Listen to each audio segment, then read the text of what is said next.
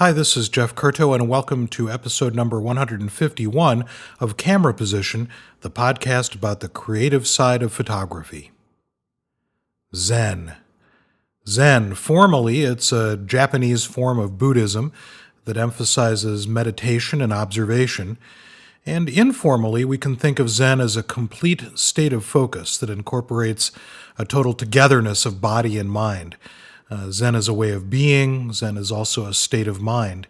And it's something that has been probably frequently associated with photography.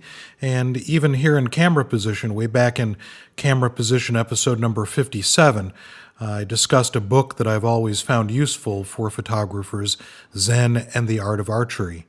And I still think that book is a solid way to incorporate ideas about making photographs and being mindful of both subject and intention.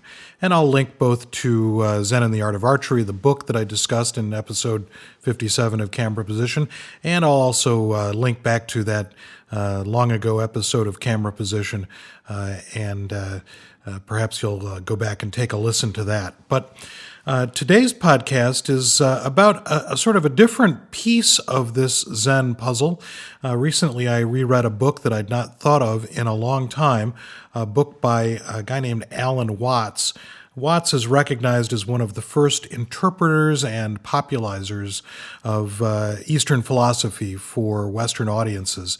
And he wrote a book called The Way of Zen, published in 1957, so quite a long time ago, in which he explains two different and mutually important ways of using our minds and therefore our creativity.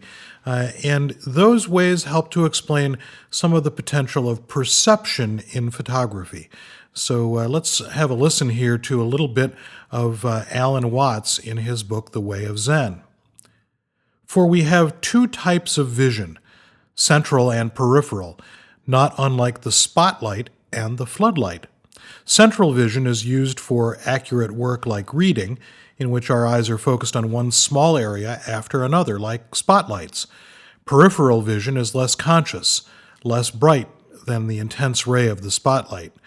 We use it for seeing at night and for taking subconscious notice of objects and their movements, not in the direct line of central vision. Unlike the spotlight, it can take in many things at a time. Well, that's pretty interesting. This idea that our vision comes in sort of two brands, two types, spotlight and floodlight. And he sort of talks about that differently, central vision and peripheral vision. And as I was reading that, I thought about Edward Weston, because of course Edward Weston had spent some time talking about the way in which the camera sees in his marvelous daybooks, which I hope most all of you have read, the daybooks of Edward Weston. And in his daybooks, he's variously quoted about talking about the way the camera sees, or variously has written, rather, about the way the camera sees. A couple of really short quotes from him. One, the camera sees more than the eye, so why not make use of it? The camera sees more than the eye, so why not make use of it? And then another one, photography has certain inherent qualities which are only possible with photography, one being the delineation of detail. Why limit yourself to what your eyes see when you have such an opportunity to extend your vision? Why limit yourself to what your eyes see when you have such an opportunity to extend your vision? Because photography has these inherent qualities, as Weston says, which are only possible with photography. So I found those kind of two places where I'm seeing these two similar ideas pretty interesting. Alan Watts talking about peripheral vision and central vision, and Weston discussing the idea that the camera sees more than the eye, so why not make use of it? And in fact, the camera has this amazing ability to see everything that the scene has in it, details that the eye might miss or overlook. In fact, it's one of the most interesting things about reading about early photography, and for those of you who are also listening to the History of Photography podcast, you'll have heard these ideas before, that early photography was often examined with magnifying glasses because people were stunned by the level of detail that the camera could record, especially in comparison to painting or drawing. So The camera has this amazing ability to see details, and we sometimes don't think of utilizing the camera's ability to take in many things all at once. The camera can filter the external world, but it does so by virtue of that relationship between the photographer and the machine. So the visual experiences that we create are as much about being alone as they are about being in a group. They're as much about the past as they are about the moment. They're as much about the specificity of a place as they are about no place at all. And mostly this intersection of the camera and the mind and the periphery of vision can be about your inner space as much as it is about the external spaces that you photograph. So in taking in many things at a time, the camera filtering the external world through the photographer-camera combination, resulting in visual experience that is different from the human experience of the eye. A question that I try to think about when I'm working as a photographer, working on making photographs, is this. And that question is, once you're seeing what's in front of you, once you're really physically present in that moment, then how do you share it with those who will eventually view your photograph?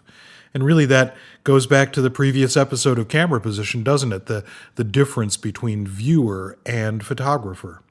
And expanding on that, I try as often as I can to return to images that I've previously made to find details in them that I'd not seen. As Watts would say, I've seen with a floodlight and not a spotlight. I try to take those bits of subject matter into account the next time I photograph, trying to get at the essence of any subject that I'm photographing. So this notion of central vision and peripheral vision and the way that we perceive things with our eyes, the way the camera perceives things, pretty interesting intersections of Zen and photography, trying to be in the moment, trying to see everything around you, and trying to see specific things that make up the essence of the place that you are or the thing that you're photographing.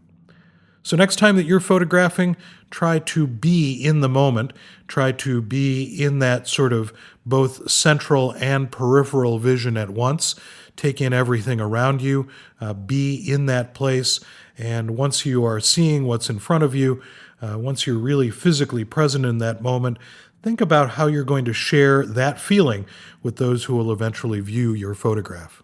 Well, thanks very much for joining me on this episode of Camera Position, and I look forward to seeing you next time on the podcast about the creative side of photography.